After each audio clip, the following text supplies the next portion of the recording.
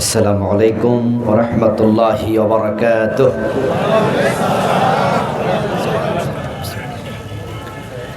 الحمد لله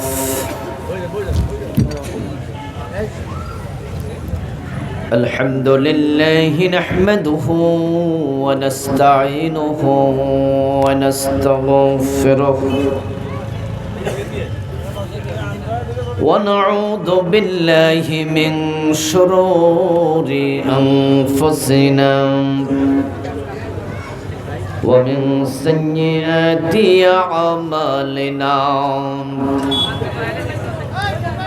من يهد الله فلا مضل له ومن يضلل فلن تجد له وليا مرشدا وأشهد أن لا إله إلا الله وأن محمدا عبده ورسوله. أما بعد فقد قال الله تعالى في كلامه المجيد: أعوذ بالله من الشيطان الرجيم. بسم الله الرحمن الرحيم. يا أيها الذين آمنوا اذكروا الله ذكرا كثيرا وسبحوه بكرة وأصيلا. قال النبي صلى الله عليه وسلم: مثل الذي يذكر الله والذي لا يذكر مثل الحي والميت، أو كما قال النبي عليه الصلاة والسلام. সকলে মেহেরবানি করে দুরূদ শরীফ পড়ুন। আল্লাহুম্মা সাল্লি আলা মুহাম্মাদিন ওয়া আলা আলি মুহাম্মাদ কামা সাল্লাইতা আলা ইব্রাহিম ওয়া আলা আলি ইব্রাহিম ইন্নাকা হামিদুম মাজিদ। আল্লাহুম্মা বারিক আলা মুহাম্মাদিন ওয়া আলা আলি মুহাম্মাদ কামা বারাকতা আলা ইব্রাহিম ওয়া আলা আলি ইব্রাহিম ইন্নাকা হামিদুম মাজিদ। তালিমুল কোরআন নুরানি মডেল হিফজ মাদ্রাসা ধলিয়া শাখার উদ্যোগে আয়োজিত আজকের এই চমৎকার তাফসীরুল কোরআন মাহফিলের মুআজ্জাজ মুকাররম সম্মানিত সভাপতি সহ অন্যান্য দায়িত্বশীল বৃন্দ, মুহতারাম মাওলানা আব্দুল হালিম হেলালি সাহেব, মাওলানা মুহাম্মদ হারুনুর রশিদ সাহেব সহ আজকের মাহফিলের সম্মানিত আলোচক বৃন্দ, মাওলানা গিয়াসউদ্দিন সাহেব সহ অত্র মাহফিল পরিচালনা কমিটির সম্মানিত দায়িত্বশীল ভাইয়েরা, উপস্থিত মুহতারাম উলামায়ে কেরাম, ইসলাম প্রিয় তৌহিদি জনতা, পর্দার অন্তরালের সতী সাধবী সম্মানিতা মা ও বোনেরা, প্রিয় দিনী ভাইয়েরা, আপনারা কেমন আছেন? মাশাআল্লাহ। আল্লাহ আমাদের ভালো রাখুন, সুস্থ রাখুন। যতদিন আল্লাহ বাঁচিয়ে রাখবেন আমাদের সকলকে ঈমানের সাথে রাখুন, বলুন আমিন। আল্লাহ তাআলা লাখো কোটি শুকরিয়া, যিনি আমাদেরকে এই শীতের মাঝে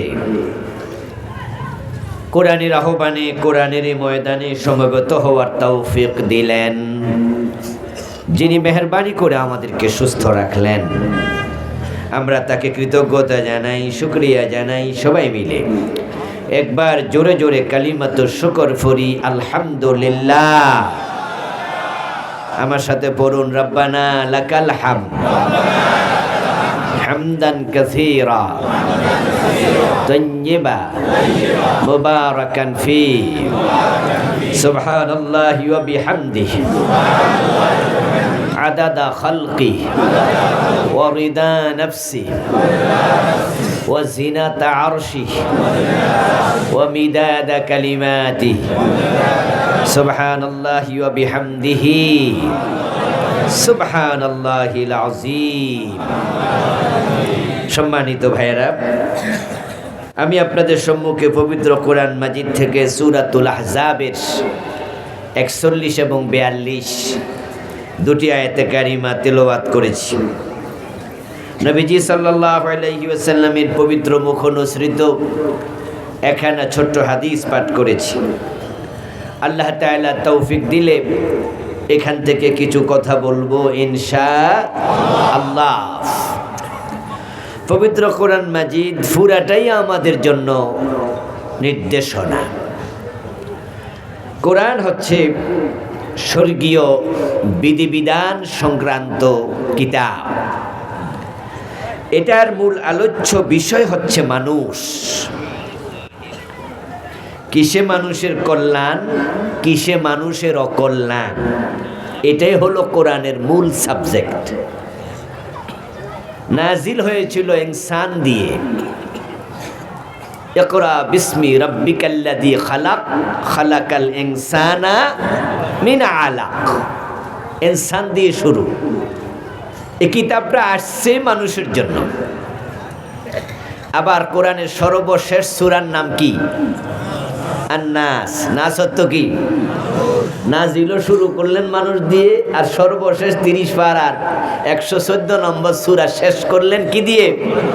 মানুষ দিয়ে। আল্লাহ চান যে তার এই বান্দা মানুষগুলো কোরআনকে ফলো করে সবাই একসাথে জান্নাতে যাক। জান্নাতই হচ্ছে আমাদের লাস্ট ডেস্টিনেশন, আমাদের শেষ ঠিকানা। আমরা সেখানে পৌঁছতে চাই, সেখান থেকে আর কোনোদিন বের হতে চাই না। জান্নাতে যারা যাবে তারা কোনোদিন বের হতে চাইবেও না। লা ইয়াবগুনা আনহা হিওয়ালা। আমরা শুরুতে জান্নাতে ছিলাম। বাবা আদমকে বানিয়ে আল্লাহ কোথায় রেখেছিলেন? ইয়া আদম উসকুন আনতা ওয়া জাওজুকাল জান্নাহ। আল্লাহ বলছেন, ও আদম, তুমি এবং তোমার স্ত্রী জান্নাতে বসবাস করো। আদম আলাইহিস সালাম জান্নাতে ছিলেন, মা হাওয়া জান্নাতে ছিলেন। দুনিয়ার সকল মানুষ আদমের মেরুদণ্ডে ছিল। মিন বাইনিস সুলবি ওয়াত তারাইব। মানুষ মায়ের পাজরের হাড্ডি, বাবার মেরুদণ্ডের হাড্ডি থেকে নির্গত পানি থেকে তৈরি। তাহলে পৃথিবীর সর্বশেষ যে মানুষটা আসবে তাকে ধাক্কা দেন, সে তার বাবার মেরুদণ্ডে ঢুকে যাবে। তাকে ধাক্কা দেন, এভাবে ধাক্কাইতে ধাক্কাইতে সবাই আদমের মেরুদণ্ডে গিয়ে হাজির হবেন। তো আদম ছিলেন জান্নাতে, আমরাও ছিলাম জান্নাতেই। এজন্য মুসা আলাইহিস সালামের সাথে আদম আলাইহিস সালামের একটা ঝগড়া হয়েছিল। সহিহ মুসলিমে পাওয়া যায়। ওই ঝগড়ায় হযরত আদম বিজয়ী হয়েছিল। ফাহাজ্জা আদামু মুসা ফাহাজ্জা আদামু মুসা ফাহাজ্জা আদামু মুসা। নবীজি হাদিসের শেষ দিকে 3 বার বলছে, ওই ঝগড়ায় মুসার উপরে কে বিজয়ী হয়েছে? কথা কইতে হইব তো, কে বিজয়ী হয়েছে? ঝগড়াটা হয়েছিল মুসা আলাইহিস সালামের সাথে আদম আলাইহিস সালামের। রাসূল বলেন, হাজ্জা মুসা আদামা। ঝগড়াটা শুরু করছে নবী মুসা। মুসা আলাইহিস সালাম একটু মেজাজি নবী ছিলেন। তিনি আদম আলাইহিস সালামের সাথে বিতর্ক শুরু করলেন। এই বিতর্কটা রুহের জগতে হয়েছে নাকি আকাশের জগতে হয়েছে, নাকি মেরাজের রাতে সব নবী যখন বাইতুল মাকদাসে নামাজ পড়তে আইছে ওখানে একসাথে হইয়া ঝগড়া লাগছে? রাসূল স্থানটা বলেন নাই, শুধু ঝগড়াটা হয়েছে এটা বলছেন। বিষয়বস্তু ছিল কি? হযরত মূসা আদম আলাইহিস সালামকে বলতেছে, বাবা আদম, আল্লাহ আপনাকে বানাইয়া কোথায় রাখছিল? কথা সব আমার দিয়া কোন যাব না। কোথায় রাখছিল? তো নবী মূসা বলছে, আমরা তো আপনার মেরুদণ্ডের হাড্ডিতে কোথায় ছিলাম? তা আপনি গাছের কাছে কেন গেলেন? আল্লাহ কইছিল যে ফালা তাকরাবা হাদিস সাজার, ওই গাছের কাছে যাইও না। তা আপনি কেন গেলেন? ওই যে ঝগড়া শুরু করছেন। আপনি ওই গাছের কাছে যাইয়া গাছের ফল খাওয়াতেই তো আমরা দুনিয়া আসা লাগবে। আরাম কি দুনিয়ায় বেশি না জান্নাতে বেশি? আমনে ভুলটা করার কারণে তো সব মানুষ দুনিয়া আসা লাগলো। এই কামটা আপনি কেন করলেন? নয়তো আরামে ছিলাম জান্নাতে। আদম আলাইহিস সালাম বলছে, মূসা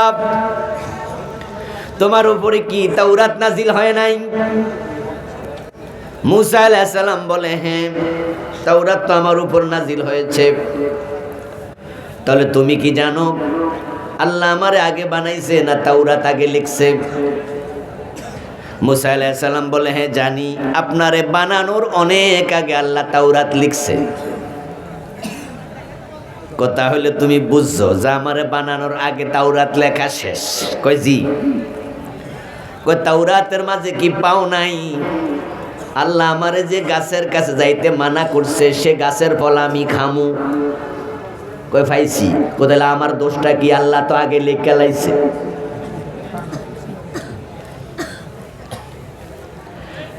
ফাসা আদমু রাব্বাহু ফাগাওয়া, এটা কোরআনেও আছে। আসা আদমু রাব্বাহু ফাগাওয়া, আদম আলাইহিস সালাম তার রবের অবাধ্য হলেন, কথা শোনেন নাই, ওই গাছের ফল তিনি খেয়েছেন। কয় যদি তাওরাতে আল্লাহ আগেই লিখে তাহলে আমার দোষ দাও কেন? এটা তো আল্লাহর পরিকল্পনার অংশ। আসলে আমি এই গাছের ফল খাওয়াতে শাস্তি হিসাবে আল্লাহ দুনিয়া পাঠাইছে, ব্যাপারটা তা না। এটা আল্লাহর একটা পরিকল্পনার অংশ। তখন এবার মূসা আলাইহিস সালাম কয়, ও ঠিকই তো, তাইলে তো আল্লাহ আগেই লিখছে। তো রাসূল বলে, এই বিতর্কে আদম কি হয়েছে? বিজয়ী হয়েছে। আমি আপনাদের যা বুঝাতে চাইলাম সেটা কি? আমি বুঝাতে চাইলাম যে আমরা শুরুতে কোথায় ছিলাম। সবাই বলতে হবে কিন্তু, কোথায় ছিলাম? আবার ফিরে যেতে চাই কোথায়? জান্নাতে। এখন আদম আলাইহিস সালামের পৃষ্ঠদেশ থেকে আমরা যারা দুনিয়া আসলাম, তার সকল সন্তান আদমের পৃষ্ঠদেশে জান্নাতে ছিল। কিন্তু দুনিয়া আসার পরে কিছু সন্তান হারাইয়া গেছে। তারা নবী আদমের সাথে আর জান্নাতে ফিরে যেতে পারবে না। তাদের মাঝে অনেকে জাহান্নামে চলে যাবে।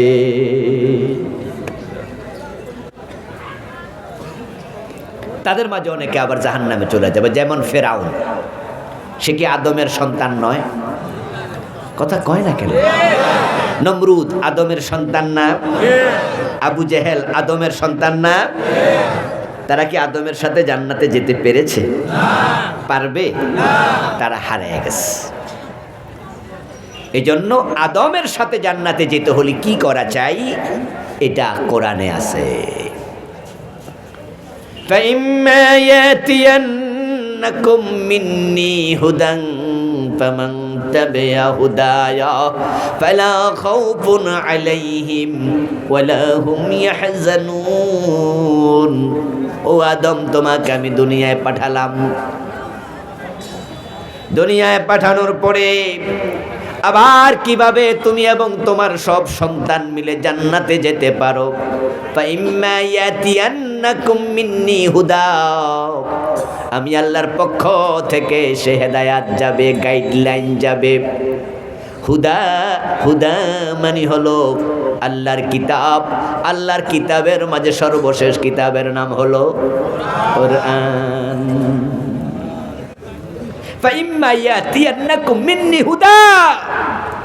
আল্লাহ বলে আমার পক্ষ থেকে হুদা যাবে, তোমাদের কাছে যাবে। যে আমার এই হুদাকে ফলো করবে, ফালা খাউফুন আলাইহিম, তাদের কি নাই আর কোনো ভয়, ওয়ালা হুম ইয়াহজানুন, তাদের কোনো দুশ্চিন্তা নাই। এটা হুদা, এটা হাবলুল্লাহ, এটা আল্লাহর রশি, এটা হেদায়াতকারী কিতাব। যারা এটাকে ভালো করে ধরে, এই কিতাব তাদেরকে টেনে টেনে আল্লাহর জান্নাতে নিয়ে যাবে। আমরা সবাই জান্নাতে ফিরে যেতে চাই তো? তাহলে কোরআনের প্রতিটা আয়াত আমাদের জন্য হুদা। তা আমি আজকে পড়েছি সূরাতুল আহজাবের 41 এবং 42। একদিনের মাহফিলে কি সব আয়াত পড়া যাবে? সম্ভব? তা আমরা প্রতি মাহফিল থেকে একটি দুইটি আয়াত শিখব, কিছু কিছু পড়ব, কিছু কিছু জানব। ক্ষুদ্র ক্ষুদ্র বালিকণা, বিন্দু বিন্দু জল, গড়ে তোলে মহাদেশ, সাগর ও তল। যে মৌমাছির মৌচাকে 3 কেজি 5 কেজি মৌমাছির মধু জমে, যে মৌমাছি মধু সংগ্রহ করে, কোন মৌমাছি কি একসাথে এক ফোঁটা, একসাথে হাফ ছটাক আধা ছটাক আনে? মৌমাছির ওজন তৈব না আধা ছটাক। সে একটা ফুল থেকে, তার ছোট্ট মুখ থেকে কি সামান্য পরিমাণ মধু আনে। এতটা সামান্য, আমার মনে হয় এটা যদি মৌসাকে জমা না করে এভাবে আমাদের গায়ে বসে মধুর ফোঁটাটা ছেড়ে দিত, আমার মনে হয় খালি চোখে আমরা দেখতামও না। এটা এত ছোট তার মুখ, কিন্তু বারবার আনতে আনতে জমাতে জমাতে জমাতে জমাতে 1 মাসে 3 কেজি 5 কেজি হয়ে যায়। আকাশ থেকে বৃষ্টির ফোঁটা কখনো 100 টাকা ওজনের পড়ে না, ছোট্ট ছোট্ট পড়ে, কিন্তু লাগাতার 3 দিন বৃষ্টি হলে বন্যা হয়ে যায়। ইন্নাল জিবালা মিনাল হাসাব, এই যে বিশাল পাহাড় আপনি দেখেন, এ পাহাড় মাটির কণা দিয়ে তৈরি, বালিকণা ছোট ছোট, কিন্তু যখন এই বালিকণাগুলো একসাথ হয়েছে এবার পাহাড় হয়ে গেছে। পাথরের যে পাহাড়, পাথরের পাহাড়গুলো ছোট ছোট বড় বড় পাহাড়, পাথর দিয়ে তৈরি, কোনোটা একটুকু কোনোটা একটুকু কোনোটা একটুকু কোনোটা একটুকু হতে হতে হয়ে গেছে হিমালয়। প্রতিটা মাহফিল থেকে কিছু কিছু এলেম বুকে জমাবেন, কলবে জমাবেন। 20টা 30টা 50টা 100টা মাহফিল যদি শোনে, মূর্খ লোকও যদি ভালো করে শোনে, সেও ছোট মোটো আলেম হয়ে যাবে। তো আজকে আমি যে আয়াত শোনালাম, চলুন আমরা এখান থেকে কিছু হেদায়াত নেই। আল্লাহ তুমি তৌফিক দাও, বলুন আমিন। আল্লাহ তাআলা মুমিনদেরকে ডাকছেন, ইয়া আইয়ুহাল্লাযীনা আমানু, ওহে মুমিনেরা, উযকুরুল্লাহ যিকরান কাসীরা। তিনি মুমিনদেরকে ডেকে বলেন, তোমরা আল্লাহকে বেশি বেশি করে স্মরণ করো। তোমরা আল্লাহর জিকির বেশি করে করো, বেশি করে আল্লাহকে স্মরণ করো। আল্লাহ আমাদেরকে স্মরণ করতে কেন বললেন? অন্য আয়াতে আল্লাহ নিজে বলছেন, ফাযকুরুনি আযকুরকুম। তোমরা যদি আমার স্মরণ করো, আমি আল্লাহ তোমাদেরকে স্মরণ করব। আচ্ছা, আল্লাহ যদি আমাদেরকে স্মরণ করে, এটা আমাদের জন্য বিশাল পাওনা।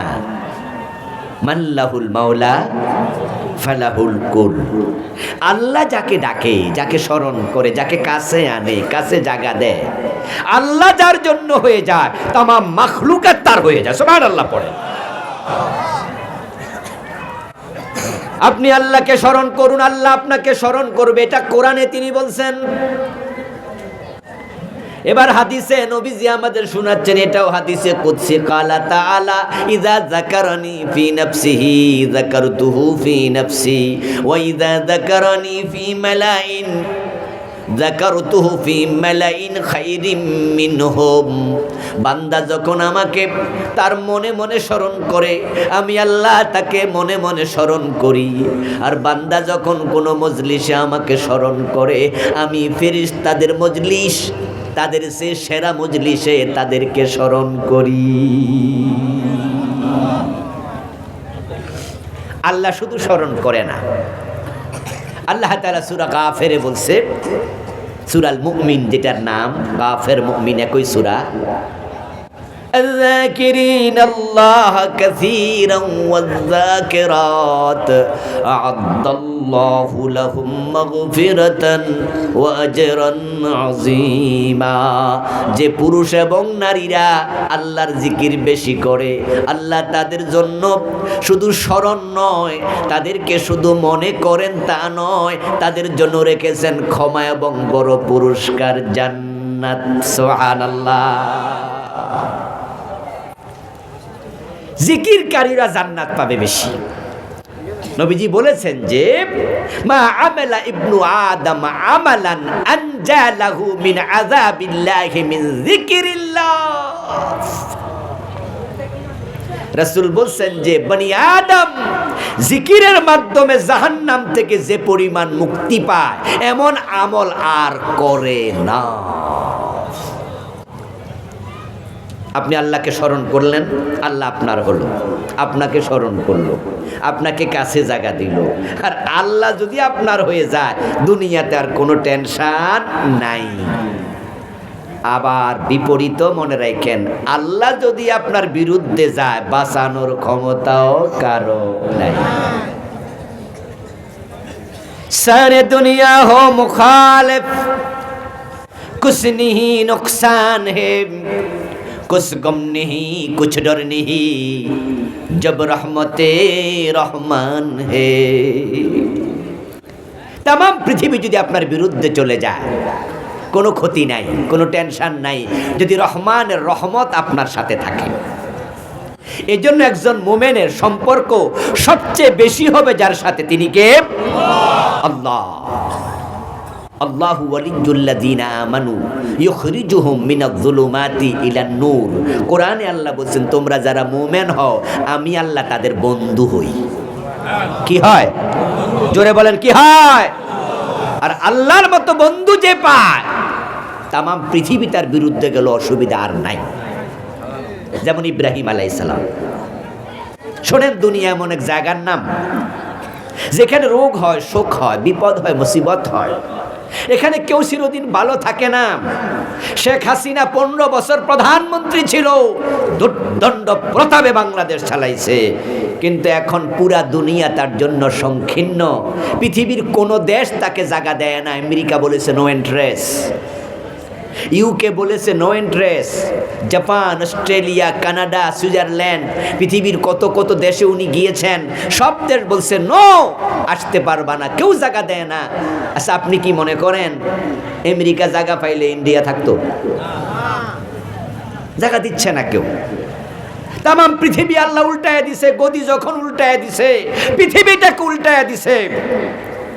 যদি ইন্ডিয়া জায়গা না দিত পলানোর জায়গা ছিল না। অথচ এই কয়দিন আগে না উনি দুর্দণ্ড প্রতাপে 15 বছর দেশ চালাইছে। এ দুনিয়া চির সুখের জায়গা না। আল্লাহর নবীদের মতো মহামানবদেরও বিপদ আসছে, আসে নাই? নবীজি মুহাম্মদ বলুন সাল্লাল্লাহু 3 বছর জেল কাটছে। খাবারটা পর্যন্ত জানোয়াররা দেয় নাই, এই আবু জেহেলরা। পানি পর্যন্ত দেয় নাই, পানি পর্যন্ত দেয় নাই। আমাদের বাংলাদেশের জেলখানা 3 বেলা খাবার দেয়, পানি অ্যাভেলেবেল পায়, কিন্তু প্রিয় নবীর পরিবারকে তারা খাবার পানি কিচ্ছু দেয় নাই। গাছের লতা পাতা খেয়েছে, সাল বাকল পর্যন্ত রাসূল পরিবারের সদস্যরা খেয়েছে। মহিলাদের বুকের দুধ শুকিয়ে গেছে। দুধকোপোষ্য বাচ্চারা পিপাসায় রাতের বেলা চিৎকার দিত, আকাশ ভারী হয়ে উঠত, পানি পর্যন্ত দেয় নাই। আইয়ুব আলাইহিস সালামের মতো এত বড় নবী অসুস্থ ছিলেন লাগাতার 18 বছর। এই দুনিয়া এমনই জায়গা, লাইফ ইজ এ স্ট্রাগল, জীবন মানে সংগ্রাম। কখন চাকরি চলে যায়, কখন ব্যবসা বাণিজ্যে ধস নামে, কখন স্ত্রী মরে যায়, কখন সন্তান মরে যায়, কখন কার বিপদ আসে আমরা জানি না। কিন্তু মনে রাখবেন, আল্লাহ যদি আপনার বন্ধু হয় কোনো বিপদ থাকে না।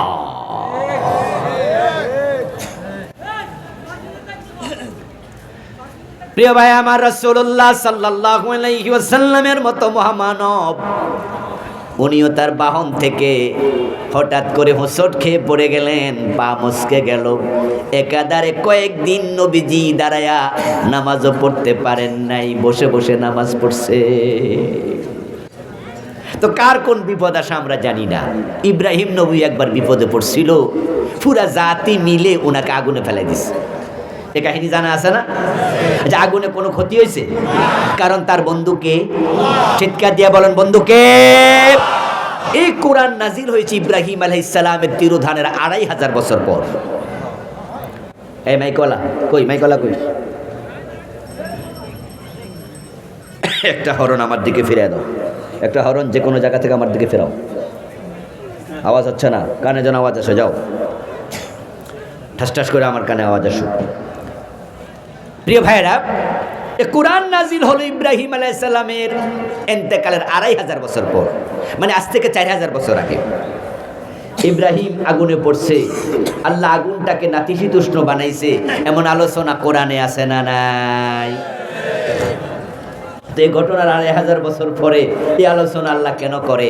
কোরআন তো আমাদের জন্যই হেদায়েতের কিতাব, ঠিক কি না? তাহলে বোঝা গেল এই কাহিনীর ভিতরে আমাদের জন্য শিক্ষা আছে। তাফসীর ইবনে কাসির পড়ে তা লিখেন, ইব্রাহিম আলাইহিস সালামকে আগুনে ফেলে দেওয়ার জন্য যখন তার জাতি উনাকে সরকির উপরে তুলল, রশি টানতেছে, আগুনের কাছে যাওয়া যায় না, যে ঠেলে নিয়ে ফেলাবে। যারা ধরে নেবে তারাও যেতে পারে না আগুনের উত্তাপের কারণে। তাই সেখানে হাউজান নামে একজন ব্যক্তি, ভিন্ন ভিন্ন নাম এসেছে, মুফাসসিরদের কেউ কেউ বলছেন শয়তান মানুষের সুরত ধরে সেখানে গেছে, গিয়ে পরামর্শ দিছে সরকি বানায়া সরকির উপরে তোলো, মাজার মাঝে রশি দিয়া বাঁধব, তারপরে সরকি যখন ঘুরবে রশিতে ঢিল দিবা, মাঝখান থেকে পরে একবার আগুনের মাঝখানে পড়ে যাবে। তাই তারা সরকিতে তুলল, নিচে আগুন রশি টানতেছে আগুনে ফেলানোর জন্য। ইব্রাহিম আলাইহিস সালামের হাত বাঁধা, পা বাঁধা, কোমরের মাঝে রশি দিয়ে বাঁধা। নিচের দিকে তাকায়া নবী ইব্রাহিম দেখেন যারা সরকি টানে তাদের মাঝে উনার বাবা আজরও আছে। আজরকে দেখি ইব্রাহিম আলাইহিস সালাম খুব কষ্ট পাইলেন, কারণ আপনজন শত্রুতা করলে একটু ব্যথা বেশি লাগে। পুরা জাতি, পুরা বিশ্ব উনার বিরুদ্ধে। তাম পৃথিবীর শাসক ছিল 4 জন, যাদের শাসন ক্ষমতা ছিল প্রাচ্য থেকে পাশ্চাত্য, উত্তর থেকে দক্ষিণ, সূর্য উঠেছে যেখানে তাদের শাসন ছিল ওখানে। 2 জন মুসলিম, 2 জন কাফের। মুসলিম 2 জন হযরত যুলকারনাইন, হযরত সুলাইমান আলাইহিস সালাম। কাফের 2 জন, একজন হচ্ছে বখত নসর আর একটা হলো জালেম নমরুদ। তো নমরুদ যখন নবী ইব্রাহিমের বিরুদ্ধে, তাহলে বোঝা গেল পুরা পৃথিবীটাই উনার বিরুদ্ধে। সাথে যোগ দিছে উনার নিজের, কথা বলে না কেন লোকেরা, নিজের বাবা। যারা চুরি করে তাকে যদি কেউ চোর বলে, চোর মনে মনে কয় তো আমি তো চুরি করি, আমার চোরে তো কইব। কিন্তু যদি বউয়ে চোর কয় তাহলে কিন্তু তার কষ্ট বেশি লাগে, কয় যার জন্য চুরি করলাম। এ প্রবাদ আছে না বাংলাদেশে? আরে চোরা বেড়া চুরি করে তো ঘরে নেয়, ঘরে নিয়ে বরে লইয়া খায় নাকি? বউ যদি কয় তুমি চোর, তো তুইও কইলি। আপনজন ব্যথা দিলে একটু বেশি লাগে। কয়দিন আগে একটা ম্যাগাজিনে দেখলাম স্বর্ণের এক টুকরা, পাশে একটা লোহার টুকরা। কোথা জানি পড়লাম ম্যাগাজিনে, না জানি অনলাইনের কোথাও, কথাটা ভালো লাগছে এই জন্য শোনাচ্ছি। এক টুকরো স্বর্ণ, এক টুকরো লোহা পাশাপাশি। তো স্বর্ণ লোহাকে বলতেছে, লোহারে আমাকে দিয়ে যখন গহনা বানায় তখন আমাকে হাতুড়ি দিয়া ফিটা, হাতুড়ি দিয়া না ফিটাইলে তো আর আমার গহনা হয় না। তোরে দিয়া যখন দা খন্তা কুড়াল বানায় তখন তোরেও কিন্তু ফিটা। কি দিয়া ফিটা? কথা কইতে হইব আমার লগে। স্বর্ণ কারো ফিটায় হাতুড়ি দিয়া, কর্ম কারো ফিটা কি দিয়া?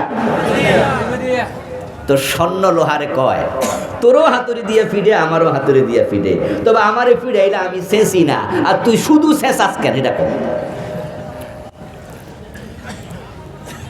তোর আওয়াজ এত বেশি কেন, ফিডাইলে শুধু ঝেন ঝেন ঝেন ঝেন করস, আমারও তো ফিডা, আমি তোর মতো চিৎকার দিই না। লোহা জবাব দে, শোন হাতুড়ি কিন্তু স্বর্ণ দিয়ে বানাইছে না, হাতুড়ি কি দিয়ে বানাইছে? তা আমিও লোহা, হে আমারে ফিটলে নিজের লোক তো এই জন্য কষ্ট বেশি লাগে।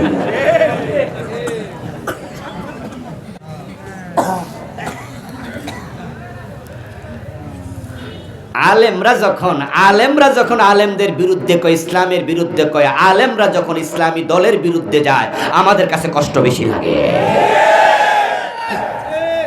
আলেমদেরকে ভিন্ন দিকে যেতে দেখলে আমাদের কষ্ট বেশি লাগে।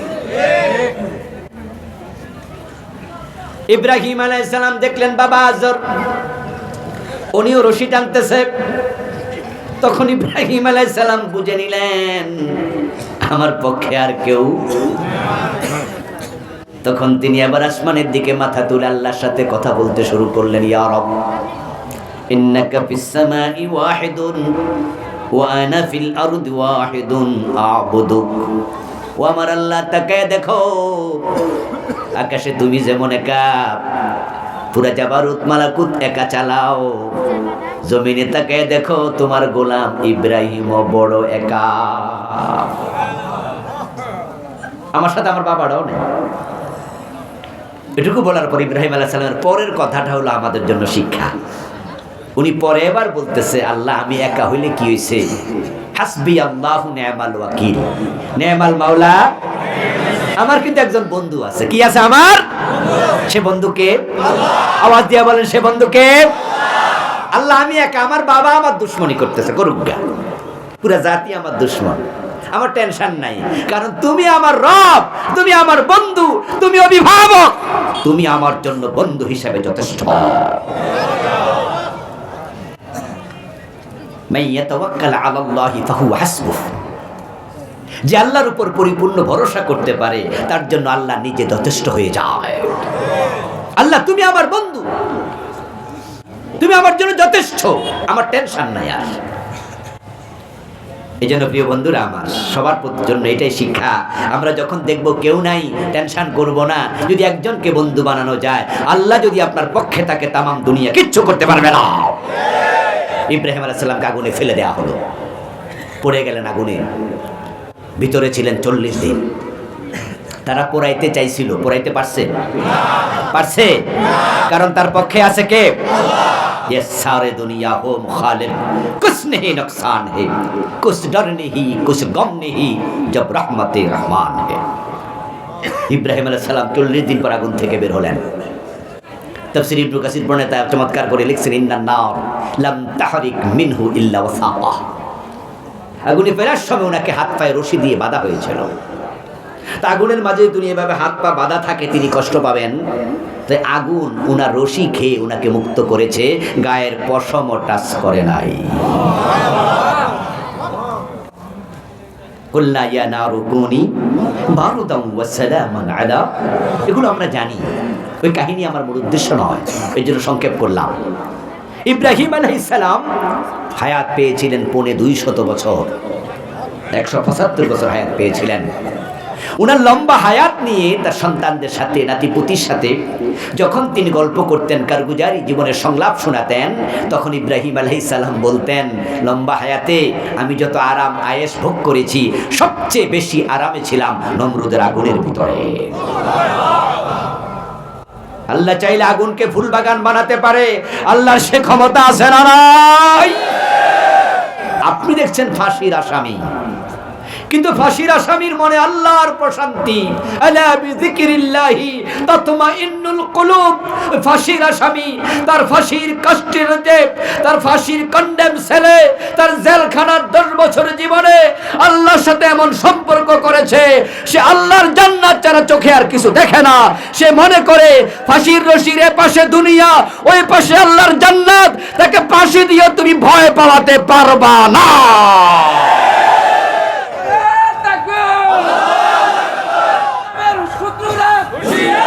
আমার প্রিয় ভাই, শত্রু মিত্র বলে ভূত আমারও কেন? স্লোগান হবে আদর্শী, আল কোরআনের আলো, কোরআন ছাড়া অন্য কিছু, দুনিয়ার মুসলিম এক হওয়া দরকার আছে কিনা? এগুলো হলো স্লোগান। এক হয়ে যাও মুসলমান।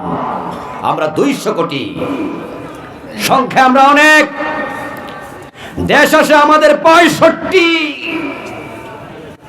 তুরস্কের মতো আধুনিক সমর বাহিনী আমাদের আছে। সমরাস্ত্রে সজ্জিত তুরস্কের আধুনিক সেনাবাহিনী মুসলিম। পাকিস্তানে পরমাণু অস্ত্র আছে, তারা মুসলিম। সৌদি আরবে, কাতার, দুবাইয়ের হাতে কোটি কোটি ডলার আছে, তারাও মুসলিম। কিন্তু সমস্যা হলো ঐক্য নাই। এজন্য আমরা মাইর খাই। একা হলো ব্যক্তি, ঐক্য হলো শক্তি। মুসলমানরা আজকে এক হয়ে যাক, কালকে মুসলমানের দিকে রাঙ্গা চোখে তাকানোর সাহস কারোর থাকবে না। স্লোগান হবে এগুলা। যাই হোক, ইব্রাহিম আলাইহিস সালাম আগুনের মাঝে শান্তিতে ছিলেন। কিছুদিন আগে একজন ব্যক্তির সাক্ষাৎকার শুনলাম, এক টেলিভিশন সাক্ষাৎকার দিচ্ছিলেন, যাকে ফাঁসির অর্ডার করা হয়েছিল, কিন্তু তিনি এখন জামিনে মুক্ত। উনাকে জিজ্ঞাসা করছে সাংবাদিক, আপনার ফাঁসির অর্ডারের পরে আপনার অনুভূতি কেমন ছিল জানতে চাই। যাদেরকে অলরেডি ফাঁসি দেয়া হয়েছে, তাদের সাথে তো আপনার দেখা হয়েছিল জেলখানায়, তাদের অনুভূতিটাও জানতে চাই। তখন তিনি জবাব দিচ্ছিলেন, আমার ফাঁসির অর্ডারের আগে আমাদের একজন নেতা, যার ফাঁসি অলরেডি হয়ে গেছে, তার ফাঁসির অর্ডার হলো, জেলখানায় ওনার সাথে আমার দেখা হওয়াতে আমি ওনাকে জড়াইয়া ধরলাম, ধরে আমি কাঁদতে শুরু করলাম যে আপনার তো ফাঁসি হয়ে যাবে। উনি আমাকে বলতেছে, কান্না করার কি আছে, আপনি কাঁদছেন কেন? আমাদের যে আমল, এটা দিয়ে জান্নাত পাওয়া সহজ না, শহীদ হলে ডাইরেক্ট জান্নাত পাওয়া যায়। এই জন্য এটা তো শাহাদাত, এটা তো ফাঁসি না, এটা শাহাদাত। ওই যে ইব্রাহিম আলাইহিস সালাম আল্লাহকে বন্ধু বানিয়েছে, ওই জেলখানার কই তাহাজ্জুদে আল্লাহকে বন্ধু বানিয়েছে। তার কাছে দুনিয়ার কোনো কষ্ট আর কষ্ট নাই। আল্লাহ বন্ধু হলে সব সহজ। আর যে ব্যক্তি আল্লাহর যত জিকির করবে, বন্ধুত্ব তত সহজে তৈরি হয়। আবার আল্লাহ যদি বিপক্ষে চলে যায়, উপায় নাই। এমন কাজ করবেন না যে কাজ করলে আল্লাহ উল্টে যায়। ফেরাউনের দিকে তাকান, নমরুদের কাহিনী যেমন কোরআনে আছে, ফেরাউনের কথাও কোরআনে আল্লাহ বারবার বলেছে। ওই ফেরাউনরে যে আল্লাহ পানির ডুবাইয়া মারছিল, ফেরাউন তখন ঘুমে ছিল না সজাগ ছিল? ক্ষমতায় ছিল না পদত্যাগ করছিল? একা ছিল না সাথে সৈন্য ছিল? আল্লাহ যখন ধরছে, সৈন্য বাঁচাতে পারে নাই, সৈন্য শুদ্ধ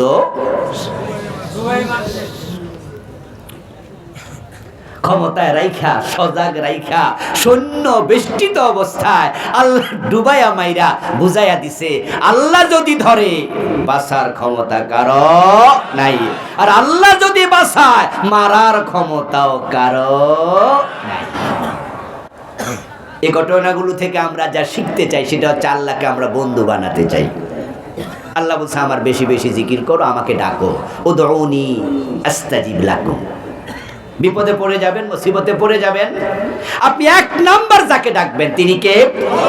এটা যেন মাথায় থাকে, এক নাম্বার আল্লাহ। আলহামদুলিল্লাহ, আমরা মুমিন, আমাদের এই অভ্যাস আছে, আমরা যখন কোথাও ধাক্কা খাই, হোঁচট খাই, তখন আমরা বলি ইন্না লিল্লাহ ইন্না লিল্লাহ, আমরা বলি আল্লাহ আল্লাহ আল্লাহ। কেউ কেউ আবার আম্মা গো কইয়া, মা গো মা ফিরাইলো গো মা গো মা। এটা ভালো নয়। তোমার মুখ দিয়ে আল্লাহর কথা আসবে এক নম্বরে। আমাদের অভ্যাস কি, আমরা যখন বিপদে পড়ি তখন আমরা এদিকে চাই, ওদিকে চাই, অমুক তমুকের কাছে চাই, যখন কেউ দেয় না তখন এবার কই আল্লাহ কেউ তো দেয় না, তুমি দাও। অথচ রাসূল শিখিয়েছেন, না, লা ইয়াসআল আহাদুকুম রব্বাহু হাজাতাহা হাজাতুহু কুল্লাহা হাত্তা শিসআ নালিহি জান কাতা। তোমাদের যদি একটা জুতার ফিতা ছিঁড়ে যায়, তোমার স্যান্ডেলের ফিতা ছিঁড়ে যায়, তুমি সেটাও আল্লাহর কাছে চাইবে, যত ছোট জিনিস হোক সেটাও আল্লাহর কাছে চাইবে। তোমার সব প্রয়োজন এক নম্বরে তুমি বলবে কার কাছে? আল্লাহর কাছে। প্রিয় ভাইয়েরা আমার, আল্লাহর কাছে আপনি যখন অতি ছোট জিনিসও চান, চাওয়াটা শুরু হয় আল্লাহর স্মরণ দিয়া। তাই দেখবেন দোয়ার মাঝে 100টার মাঝে 90টা আল্লাহুম্মা শব্দ দিয়ে শুরু। আল্লাহুম্মা শব্দের অর্থ কি? আলেম ওলামারা কথা বলতে হবে তো। আল্লাহুম্মা অর্থ কি? যারা জানেন সবাই বলেন আল্লাহুম্মা অর্থ কি? যেমন টয়লেটে যাচ্ছেন তখন তো আল্লাহুম্মা ইন্নী আউযু বিকা মিনাল খুবুসি ওয়াল। যখন মসজিদে ঢুকছেন তখন দোয়া কি? আল্লাহুম্মা ইফতাহ আলী। দেখবেন যে অধিকাংশ দোয়া আল্লাহুম্মা রাব্বানা এ জাতীয় দিয়ে শুরু। তাহলে দোয়ার মাঝে শুরুতে জিকির আছে না নাই? তা আপনি আপনার জুতার ফিতা ছিঁড়েছে, রাসূল বলে সেটাও আল্লাহর কাছে চেয়ে তারপরে বাজারে যাও। তোমার সম্পর্ক সবচেয়ে বেশি হবে কার সাথে? যেই কোনো জায়গায় কার নামের কাজ শুরু হবে? সব কাজ আল্লাহর নামে শুরু করো। দুর্ভাগ্য মুসলমান, দুর্ভাগ্য মুসলমান, 54 বছর ধরে বাংলাদেশটা তো আমরাই চালাচ্ছি। আল্লাহর শুকরিয়া, 47-এর পর থেকে আজ পর্যন্ত এই দেশে কোনো প্রধানমন্ত্রী হিন্দু হয় নাই, কোনো প্রেসিডেন্ট খ্রিস্টান হয় নাই। দ্বিজাতি তথ্যের ভিত্তিতে, টু নেশন থিওরির ভিত্তিতে ইংরেজরা যখনই উপমহাদেশকে আলাদা করলো, দুটা দেশ বানালো। একটা হলো হিন্দুদের জন্য হিন্দুস্তান, মুসলমানের জন্য পাকিস্তান। পশ্চিম পাকিস্তান, পূর্ব পাকিস্তান। তারপরে আমরা হলাম বাংলাদেশ। সে 47-এর পর থেকে মুসলমানের দেশ যেহেতু আলাদা হয়ে গেছে, কোনো খ্রিস্টান কোনো হিন্দু প্রেসিডেন্ট প্রধানমন্ত্রী হয় নাই। আমরা ঘুরে ফিরে মুসলমানরাই হচ্ছি। কিন্তু দুর্ভাগ্য তোমাদের জন্য, যারা তোমাদের দলের মিছিলের আগে আল্লাহু আকবার বলো না, নারে তাকবীর বলতে পারো না, অথচ তোমাদের দলের নেতা মুসলিম। আল্লাহকে তুমি কি অন্য কোন জাতিকে দিয়া দিবা? অন্য দলকে দিয়া দিবা? ইসলামী দলওয়ালারা নারে তাকবীর বলে যদি শুরু করতে পারে, তুমি কেন পারবা না? আল্লাহ তো শুধু হুজুর দেন না, আল্লাহ তো আমাদের সবার, ঠিক কি না? কিন্তু তোমরা হতবাগা, সব জায়গায় কথা ছিল আল্লাহর নামে শুরু হবে। জুতা স্যান্ডেলের ফিতা ছিঁড়ে গেলে বাজারে যাইবা, সেটা আল্লাহকে বলে যাও, নবী শিখাচ্ছে। কিন্তু তোমার নাম মিছিলের শুরুতে আল্লাহু আকবার বলতে পারো না, তুমি হতভাগা। ওই মিছিলে মরলে তুমি ঈমান নিয়ে মরবে কিনা সন্দেহ জাগে। এক বেটা বাজারে যাচ্ছে, গরু কিনবে। একজন বলতেছে, ভাইজান কই যান? বাজারে যাই, গরু কিনতে যাই। আরে গরু কিনবেন ভাই, ইনশাআল্লাহ কোন ভবিষ্যতের কাজে ইনশাআল্লাহ কওয়া লাগে। ওই বেটা একটু ঠেডাটাই ফেললো, এ কই পকেটে টাকা আছে, বাজারে গরু আছে, ইনশাআল্লাহ না করলে অসুবিধা নেই। এখন বাজারে গেছে, গরু সয়েজ হয়েছে, দরদাম ঠিক। এবার পকেটে হাত দিয়ে দেখে টাকা নাই। এর মানে হলো কেউ 2 আঙ্গুলে কাম ছেড়ে লেছে। এখন এবার গরুওয়ালা কয়, কি ভাই টাকা দেন? ইনশাআল্লাহ চুরি হয়ে গেছে। ইনশাআল্লাহ কইতাছে, তবে নৌকা ডুবাইয়া দিয়া। ওয়ালা তাকুলান্না লিশাইইন ইন্নী ফাইলু যালিকা গাদা ইল্লা আইয়াশা আল্লাহ। ওয়ালা তাকুলান্না লিশাইইন, ও নবী আপনি এমন কথা বলবেন না যে আগামী দিন আমি অবশ্যই করব। তবে যদি ভবিষ্যতে কোনো কথা করব, কোনো কথা বলবো, তাহলে ইনশাআল্লাহ এটা আপনি বলবেন। কোরআনের মাধ্যমে নবীকে শিখাইছে কে? আমরা যখন স্ত্রীর বিছানা যাই, সেখানে কি দোয়া নাই? আমরা আল্লাহর কাছে শেখানো দোয়া করে যাই। মুসলমান, তোমার স্ত্রীর সাথে তুমি যে সঙ্গ নেও, স্বামী স্ত্রী সুলভ আচরণ করো, শরীয়তের বিধান ফলো করে করলে এটাও ইবাদত। কোন স্বামী যদি তার স্ত্রীর হাতে হাত রাখে, এইভাবে ধরে, হ্যান্ডশেক করে, তার আঙ্গুলের ফাঁক দিয়ে গুনাহ ঝরে যায়।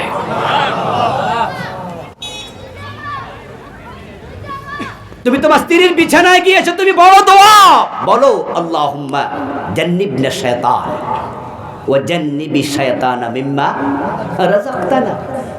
আল্লাহকে বলো, আল্লাহ আমি তো আমার স্ত্রীর সাথে সঙ্গ নিচ্ছি, আমার তো বাচ্চা হবে, সন্তান হবে, আমি প্রজন্ম চাই। বিয়ের পরে মানুষের বাচ্চা হয়, বিয়ে না করলে আমরা বৈধভাবে দুনিয়া আসতে পারতাম না। আল্লাহ তোমার কাছে খানা চাই, আমাকে শয়তান থেকে বাঁচাও, আমার বাচ্চাটাকেও শয়তান থেকে বাঁচাও। আপনার দোয়া শুনে আল্লাহ যদি টিক চিহ্ন দিয়ে দেয়, এই সন্তান শয়তানের খপ্পরে পড়বে না। কিন্তু আমার প্রশ্ন হলো, আমরা কয়জনে দোয়া করে বোর কাছে গেছি, দোয়া শিখছি কয়জনে? আজকে বাড়ি থেকে আসতে কয়জনে বিসমিল্লাহি তাওয়াক্কালতু আলাল্লাহ বলে বের হয়েছেন? কয়জনে পরিবারকে বলেছেন আস্তাগফিরুল্লাহ আমওয়ালাকুম ওয়া আনফুসাকুম ওয়া খাওয়াতিম আমালিকুম? বাড়ি গিয়ে কয়জন স্ত্রীকে সালাম দেবেন? কয়জন ঘরে ঢুকে নতুন করে আবার দোয়া ভরে পা রাখবেন? খেয়েছেন তো আজকে কে 3 বেলা 2 বেলা 4 বেলা? আল্লাহর অসংখ্য বান্দা আছে খাওয়ার সময় বিসমিল্লাহ রাখবে না। এমন লোক আছে না নাই? খাওয়ার পরে আলহামদুলিল্লাহ পড়ে না। শোনো দোস্ত, আপনিও খান, গরুও খায়, ছাগলও খায়। কোনোদিন গরুকে বিসমিল্লাহ কইতে শুনছেন? আপনিও কর নাই, তো গরু আর আপনার মধ্যে পার্থক্য কি? আপনিও ঘুমান, গরু ছাগলও ঘুমায়। আল্লাহুম্মা বিসমিকা আমুতু ওয়া আহইয়া, এই দোয়া পরে কোন গরু ঘুমাইতে জীবনে শুনছেন? না, আজকে যে ভাড়া দিয়েন গরু দেখ কি দোয়াটা পয়রা ঘুমায়, দেখবেন যে গরু কোনো দোয়া মোয়া পড়ে না। গরুর আল্লাহ ইবাদতের জন্য বানায় নাই, এর দোয়া দরকারও নাই, কিন্তু আমাদেরকে ইবাদতের জন্য বানাইছে। প্রতিটা কাজের শুরুতে আল্লাহর নাম নিতে হবে। যদি আপনি দোয়া না পড়ে ঘুমান, গরুও ঘুমায়, আপনিও ঘুমান, আপনার ঘুমের মাঝে আর গরুর ঘুমের মাঝে কোনো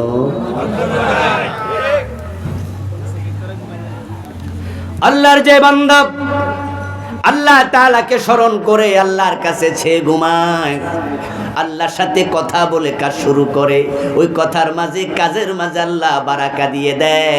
আর যে বান্দা আল্লাহর কাছে যত বেশি চায়, তার সাথে আল্লাহর সম্পর্ক তত বেড়ে যায়। বরং আপনারা যারা আল্লাহর কাছে চান না, নবীজি কি বলছে জানেন? মাল্লাম ইয়াদউল্লাহ ইয়াগদাব আলাইহি, যে ব্যক্তি আল্লাহর কাছে দোয়া কম করে, কম চায়, আল্লাহর জিকির কম করে, আল্লাহ তার উপর অসন্তুষ্ট হয়ে থাকে। এখানে আল্লাহর চরিত্রটা মানুষের সাথে একটু উল্টা। আমাদের অভ্যাস হলো কেউ বেশি চাইলে আমরা বিরক্ত হই। আরে ভাই, কেউ যদি ফোনে একবার কল দেয়, বললাম যে নেব না, রিসিভ করব না। দ্বিতীয়বার দিলে 1 মিনিট পরে হালকা আর একটু বিরক্ত হই, রিসিভ করি না, তাও দেখেন। তৃতীয়বার দিলে কিন্তু রিসিভ করে ধমক দেই, এই মিয়া তো ফোন দেন কেন? নিজের ছেলে সকালবেলা বলেছে আব্বা আমার 100 টাকা দেন, আপনি পয়সাওয়ালা মানুষ 100 টাকা দিয়ে দিলেন। দুপুরবেলা বলছে আব্বা আর 100 দেন, হয়তো আপনি আবার দেবেন। বিকালে চাইলে আপনিও কইবেন যে এত টাকা দিয়ে কি করস, আর সন্ধ্যা চাইলে থাপ্পড় দিবেন। আর আল্লাহর কাছে যে যত চায় আল্লাহ তত খুশি হয়। সুবহানাল্লাহ পড়েন। আদ-দুআ হুয়াল ইবাদা, চাওয়াটাই ইবাদত। এখন চাইতে জানেন তো নবীজি কোন কোন চাওয়া শিখাইছে, কিভাবে শিখাইছে?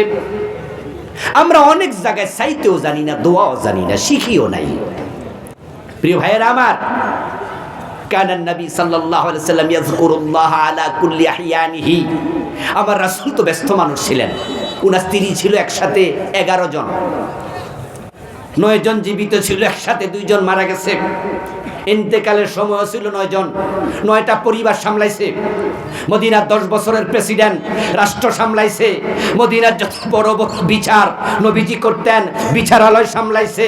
যুদ্ধের মাঠে 7 যুদ্ধের সেনাপতি, আবার যুদ্ধ সামলাইছে। এরপরও তিনি জিকির থেকে বিরত থাকতেন না।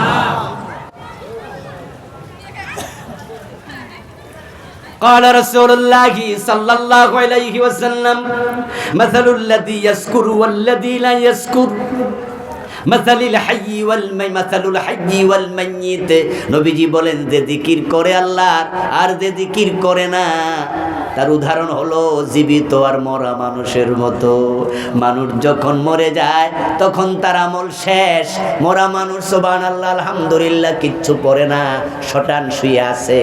তুমি জীবিত অবস্থায়ও যদি জিকির না করো, তোমার মাঝে আর মরা মানুষের মাঝে কোনো পার্থক্য নাই। যখন মানুষ আল্লাহর তাসবিহ পড়ে, আল্লাহর জিকির করে, আল্লাহ বেশি খুশি হয়। নবীজি বলছেন যে একবার সুবহানাল্লাহ পড়ো, আলহামদুলিল্লাহ পড়ো, তামলাউ মা বাইনাস সামাই ওয়াল আরদি, আকাশ এবং জমিনের মাঝখানে যে ফাঁকা জায়গা আছে, আল্লাহ ওই পরিমাণ সওয়াব তোমার আমলনামায় লিখে দেবে। অথচ হাসরের ময়দানে কিছু মানুষ জাহান্নামী হবে যাদের সওয়াবের কমতি হবে উকুনের ডিম পরিমাণ। এই শব্দটা আমি হাদিসে পাইছি, আমার লিখা আলহামদুলিল্লাহ 9টা বই আছে, এটা 9 নাম্বার, এটা আসছে গতকাল পরশুদিন। এটার নাম দিছি আমি আল্লাহর স্মরণে মুখরিত জীবন। 400-র উপরে দোয়া জিকির আনছি এর মাঝে। আর যে হাদিসটা শোনালাম এটা আমার আরেকটা লেখা বই লেখার সময় আমি শিখেছি হাদিসটা, এর আগে আমি কর্মজীবনেও পাই নাই, ছাত্র জীবনেও পাই নাই। ওই বইটার নাম দিছি ওহিরায় নাই পরকাল। 500 হাদিস এনেছি আখেরাত নিয়ে, সেখানে নবীজির হাদিস এটা পড়ে আমি আশ্চর্য হলাম যে উকুনের ডিম, তাহলে বোঝা গেল সৌদি আরব উকুন। আচ্ছা, উকুনের ডিম কতটুকু বড় হয়? উদাহরণটা দেখেন, উকুন তো এত ছোট যে খালি চোখে অনেক উকুন দেখাও যায় না। কিছু উকুন আছে যেগুলো চুলের গোড়ায় বসে থাকে, আমাদের মা বোনেরা এমনি টান দিয়ে আনে, হ্যাঁ এমনি আনে, তো আইনা তারপরে নখের উপরে দেয়, তাও কিন্তু দেখে না ভালো করে, এর চাপ দিলে বোঝে মরছে। আচ্ছা, এই যদি হয় উকুন, তার ডিম কতটুকু? নবীজি উদাহরণ দিলেন, আল্লাহর কিছু বান্দা জাহান্নামে যাবে যাদের আমল নামায় সওয়াবের কমতি থাকবে উকুনের ডিম পরিমাণ। অথচ লোকটা যদি একবার সুবহানাল্লাহ বেশি পড়তো, আকাশ এবং জমিন পরিমাণ সওয়াব আরো বেশি থাকতো। কত সময় ফাও কাটাইছেন। قال رسول الله صلى الله عليه وسلم لا يتحسر أهل الجنة في الجنة إلا على ساعة مرت بغير ذكر الله। আমার রাসূল বলেন, জান্নাতীরা জান্নাতে গিয়ে আফসোস করবে না, এমন পাওয়া পাবে, আফসোস করার কিছু থাকবে না। তবে একটা আফসোস করবে, হায়রে একটু জিকির কেন বেশি করলাম না, একটাবার সুবহানাল্লাহ, আলহামদুলিল্লাহ, লা ইলাহা ইল্লাল্লাহ, ইস্তিগফার বেশি পড়তাম, তাহলে জান্নাতে যে পজিশন আরো অনেক উপরে চলে যেত। Time is money, time is gold. সময় হচ্ছে স্বর্ণের মতো দামি, সময় কাজে লাগাও মুসলমান। ফাও ফাও সময় নষ্ট করবেন না, নষ্ট করবেন না। জিকির করুন, তুবা লিমান ওয়াজাদা ফি সহিফাতিহি ইস্তিগফারান কাসীরা, তুবা লিমান ওয়াজাদা ফি সহিফাতিহি ইস্তিগফারান কাসীরা। যার পাত্রের মাঝে, আমল নামার মাঝে আস্তাগফিরুল্লাহ বেশি পাওয়া যায়, নবীজি বলে আমি তার জন্য আগাম সুসংবাদ দিয়ে গেলাম। আরে আদম আলাইহিস সালাম একবার জালাম না বলাতে আল্লাহ গুনাহ মাফ করে দিয়েছে। নবী ইউনূস আলাইহিস সালাম মাছের পেটে ঢুকছিলেন, শকে ঢুকছেন, আল্লাহ ঢুকাইছে, ইয়েস, কিন্তু লা ইলাহা ইল্লা আনতা পড়াতে আল্লাহ সাথে সাথে আবার ছেড়ে দিয়েছে। সুবহানাল্লাহ পড়েন। এগুলো কোরআনে আল্লাহ বলছে, আমাদের শোনায়, আমাদের শোনাচ্ছে। ইউনূস আলাইহিস সালাম, উনার নবুয়তের এরিয়া ছিল ফোরাতের তীরে নিনুয়া নামক একটা জায়গা। কি জায়গা, কি নাম? নিনুয়া। এটা ফোরাতের তীরে, ফোরাত নদীর এক পাশে, ইরাক অঞ্চল। ইউনূস আলাইহিস সালাম উনার জাতি থেকে একবার বিদ্রোহ দেখলেন। উনি আশঙ্কা করলেন তার জাতির লোকেরা তাকে হত্যা করতে পারে। অথচ লোকগুলো ঈমান আনার জন্য উনার বাড়ির দিকে আসছিল, তবে তাদের হাতে তলোয়ার ছিল। আরব দেশের মানুষের কিন্তু একটা অভ্যাস ছিল, ওরা তলোয়ার কাঁধে লইয়ে লইয়ে হাঁটতো। যেমন আমাদের পার্বত্য চট্টগ্রামে আপনারা যারা গেছেন, হিল ট্যাক্সের একবারে রাঙ্গামাটি, একবারে বান্দরবান, ভিতরে গেলে দেখবেন যে ওই দেশে যে উপজাতিরা আছে অধিকাংশের হাতে একটা দাও থাকে। আমিও গেছি, আপনারা যারা ভিতরে গেছেন দেখেছেন যে একটা দাও লইয়া হাঁটে। আরব দেশের মানুষের তলোয়ার অভ্যাস ছিল, এই জন্য সৌদি আরবের পতাকার মাঝে দুইটা কি আছে, একটা তলোয়ার দিয়ে এরকম, তার উপরে খেজুর গাছ। ওরা তলোয়ার নিয়ে আসছিল। ইউনূস আলাইহিস সালাম তাদেরকে দাওয়াত দিয়েছিলেন, বলেছিলেন যে আল্লাহর বান্দারা ঈমান আনো। তারা ঈমান আনতে রাজি নয়। তিনি বললেন তাহলে আযাবের অপেক্ষা করো, তোমাদের উপরে 3 দিনের ভিতরে আযাব এসে যাবে। ইউনূস আলাইহিস সালাম এই কথা বলে ওই এলাকা থেকে চলে আসলেন বাড়িতে। 1 দিন চলে গেল, 2 দিন চলে গেল, আযাব আর আসে না। তৃতীয় দিনে আকাশ কিছুটা নীল বর্ণের, আকাশ কিছুটা পরিবর্তন হয়ে গেল। এই দৃশ্য দেখে ওই এলাকার লোকেরা তারা এবার বলতেছে আজকে গজব আসতে পারে, তাড়াতাড়ি চলো ইউনূস নবীর হাতে কালেমা পড়ি। কিছু লোক বলল এখন যাওয়ার সময় প্রত্যেকে নিজের তলোয়ারটা কমপক্ষে সাথে রাখো, কারণ সামনে যদি কোনো শত্রু বাহিনী পড়ে মোকাবেলাও তো করা লাগতে পারে। ডাকাত পড়ে, চোর পড়ে, আরব দেশের মানুষ তো চুরি ডাকাতি অ্যাভেলেবেল করতো, তাই তলোয়ার হাতে নিয়ে আসছে। ইউনূস নবীর কাছে ঈমান আনবে, আযাব গজবের ভয় পাইছে। কেউ একজন যায় বলল নবী ইউনূস, একদল লোক তলোয়ার হাতে নিয়ে তোমার বাড়ির দিকে আসতেছে। ইউনূস আলাইহিস সালাম হিসাব করছে 3 দিনের কথা কইছিলাম, তো একদিন তো গেল, দ্বিতীয় দিনও গেল, আজকে তৃতীয় দিনও প্রায় চলে গেল।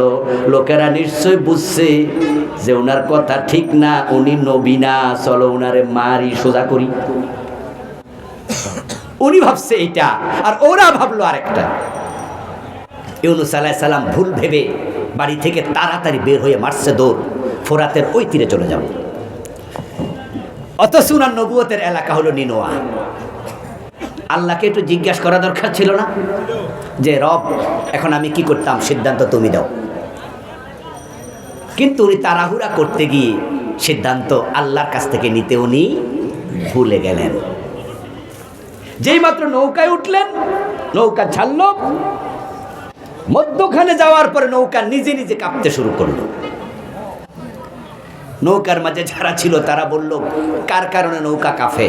জ্বর নাই, তুফান নাই, ঘূর্ণিঝড় নাই, নদীতে ঢেউ নাই, নৌকা কাঁপে কেন? এই মেয়ে কার কারণে সমস্যা কও। ইউনূস আলাইহিস সালামের হঠাৎ করে মনে পড়ে গেছে আমার কারণও তো হতে পারে, আমি তো আল্লাহ থেকে অনুমতি নেই নাই।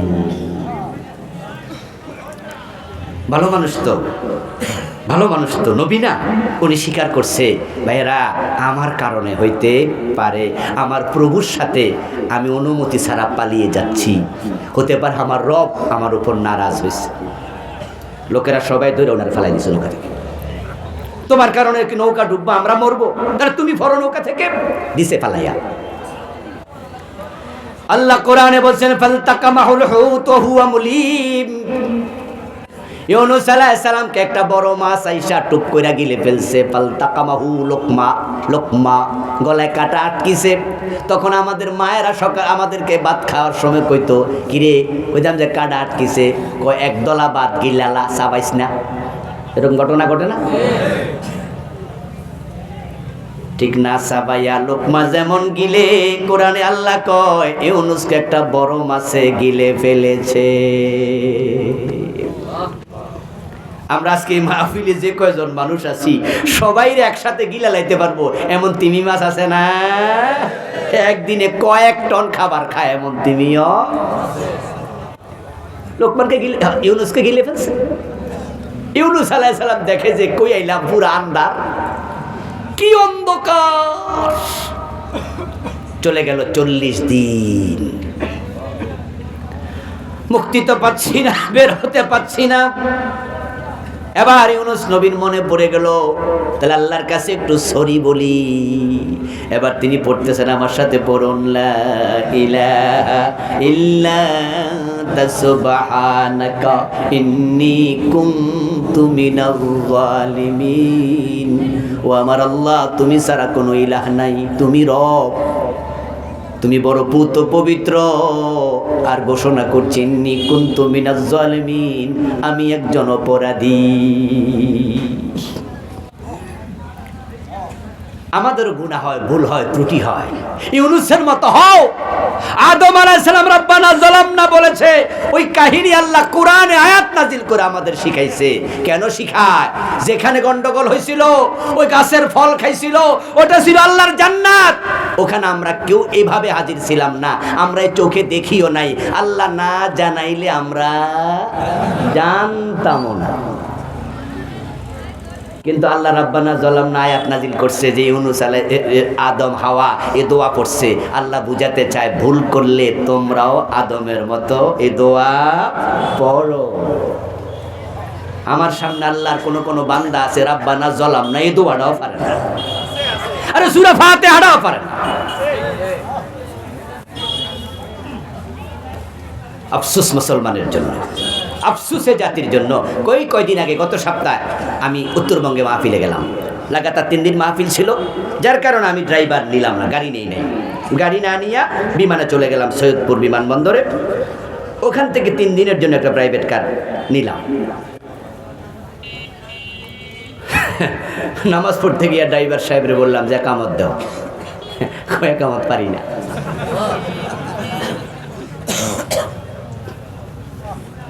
আমি একামত দিলাম। পরের ওয়াক্তে এবার আমার বলতেছে গাড়ি বাজে উঠা, তো একামত তো পারে না, উজু করাইছি। আমি বলছি উজু করো নামাজ পড়ো। তো উজু করছে, একসাথে খারাইছে একামত দাও। এখন তো একামত দিতে পারি না, তা আমার সাথে নামাজ পড়লো। পরের ওয়াক্তের আগে আমার গাড়ি দুইটা বলতেছে হুজুর আমার এই প্যান্ট না পবিত্র না, এই জন্য পরের ওয়াক্তে আমার নামাজের কথা কইন না। আমি বললাম তুমি কাপড় আনো নাই? আর বলে হুজুর কাপড় তো আর আনি নাই। তো 3 দিন আমার সাথে থাকবা? আসলে আনা উচিত ছিল, আনি নাই। তখন আমি বললাম যে শোনো, এই ফ্যান কোন জায়গায় সমস্যা হলে ধুয়ে লাভ, ওই জায়গাটা হয়তো সামনে একটু সমস্যা হবো নাকি, ধুইয়া নামাজ পড়ো। নামাজ কিন্তু মাফ নাই, পড়াই লাগবে। আমি মাসলা শিখাইলাম, পরের ওয়াক্তে নামাজ পড়বো, দিয়ে এতে ঘুইজেই পাই না। কোন দিকে আমি রাখতেছি, এই আমার ড্রাইভার কই? নাই, সে আমার নাই, কোথায় চলে গেছে। অনেকক্ষণ পরে আইছে, যেন আমি নামাজের টাইম আর খুঁজেই না পাই। মুসলমানের সন্তান একামত জানে না, মুসলমানের সন্তান কালেমা জানে না, মুসলমানের সন্তান লা ইলাহা ইল্লা আনতা জানে না, মুসলমানের সন্তান রাব্বানা যালামনা জানে না। মুসলমান দাবি করার তোমার কোনো অধিকার থাকে না। হিন্দুর ঘরে জন্ম নিয়ে হিন্দু থাকা যায়, বেদ পড়া লাগে না, গীতা পড়া লাগে না, মহাভারত রামায়ণ উপনিষদ পড়া লাগে না। বরং হিন্দুদের মাঝে যারা নমশূদ্র 4 নাম্বার একবারে নিম্ন বর্ণের হিন্দু, তারা তাদের ধর্মীয় কিতাব ধরার অধিকারও নাই, পড়া দূরের কথা, কিন্তু তারা হিন্দু, কিতাব পড়া লাগে না। খ্রিস্টান হওয়ার জন্য বাইবেল পড়া লাগে না, ইহুদি হওয়ার জন্য তাওরাত পড়া লাগে না, বৌদ্ধ হওয়ার জন্য ত্রিপিটক পড়া লাগে না। কিন্তু কান খুলে শোনো, মুসলমানের পেটে জন্ম নিলে মুসলমান হওয়া যায় না, তোমাকে কোরআন হাদিস পড়তে হয়। তলাবুল ইলমি ফরিদা আলা কুল্লি মুসলিম। ইসলাম ঠাকুরদের ধর্ম নয় যে সব হুজুররা করুক, সব হুজুররা শিখুক, এটা ইসলাম নয়। কোরআনের প্রথম আয়াত ছিল ইকরা। ইকরা শব্দের অর্থ কি? এর মানে আপনাকেও পড়তে হবে, আমাকেও পড়তে হবে। ইউনূস আলাইহিস সালাম মাছের পেটে, মনে পড়ে গেল লা ইলাহা ইল্লা আনতা, একটু পড়ি। উনি যখন পড়লেন, আল্লাহ বললেন মাছ আমার ইউনূসকে যাও তীরে বমি করে দাও। উনি মাছের পেটে ছিলেন 40 দিন। মাছটা পানির উপরে ছিল নাকি পানির ভিতরে? তো অক্সিজেন ছাড়া বাঁচলো কেমনে? আমরা ডুব দিলে কয় মিনিট থাকতে পারি, তো ইউনূস নবী 40 দিন থাকলেন কেমনে? মানুষ না খাইয়া থাকতে পারে 20 থেকে 22 দিন মাত্র। একবারে না খেলে 20-22 দিন পরে আপনি মরে যাবেন, 2-3 দিন পরে কাহিল হয়ে যাবেন, কথা বলতে পারবেন না, 4-5 দিন পরে নড়াচড়া করতে পারবেন না, একবারে দুর্বল। এভাবে বেঁচে থাকবেন 20 থেকে 22 দিন, মেডিকেল সায়েন্স বলে। কিন্তু ইউনূস আলাইহিস সালাম 40 দিন কেমনে থাকলেন? তাহলে বোঝা গেল অক্সিজেন, খাবার দাবার সব কিছুর ব্যবস্থা করছে কে? মাছের পেটে তিনি হজম হন নাই, মাছ তাকে কামড়ও দেয় নাই, দাঁত দিয়া কামড় দেয় নাই, শুধু লোকমা দিয়া গিলা লাইছে। এবার মাছ ওনাকে বমি করে দিল। ইউনূস আলাইহিস সালাম মুক্তি পেয়ে গেলেন। একটা কালেমা পড়ে লা ইলাহা ইল্লা আনতা সুবহানাকা ইন্নী কুনতু মিনাজ জালিমিন, এটার নাম দোয়া ইউনূস। আমার রাসূল বলে তোমাদের দুনিয়ায় কেউ যদি বিপদ মুসিবতে পড়ে যায় আর আন্তরিকভাবে দোয়া পড়ে, আল্লাহ তাকেও মুক্তি দিয়ে দেয়। এখন কোরআনে আল্লাহ বলে লাউলা আন্নাহু কানা মিনাল মুসাব্বিহিন লালাবিসা ফি বাতনিহি ইলা ইয়াউমিন ইউবাসুন। নবী ইউনূস যদি মাছের পেটে দোয়া না পড়তো, আমি কিয়ামত পর্যন্ত মাছের পেটে ওনাকে আটকায়া রেখে দিতাম। আল্লাহ বলছে উদউনি আস্তাজিব লাকুম, আমার কাছে দোয়া করো, আমি ওয়াদা দিলাম আমি তোমার দোয়া কবুল করবই। যা সালাকা ইবাদি আন্নী ফাইন্নী করিব উজিবু দাওয়াতাদ দাঈ ইযা দান। রাতের 12টায় যাও, হাসপাতালেও ডাক্তার পাওয়া যায় না। রাতের 8টায় 5টা বিকাল বেলা গেলেও ব্যাংক খোলা পাওয়া যায় না। শুক্রবারে অফিস বন্ধ, কিন্তু আমার আল্লাহর অফিস 24 ঘন্টা খোলা।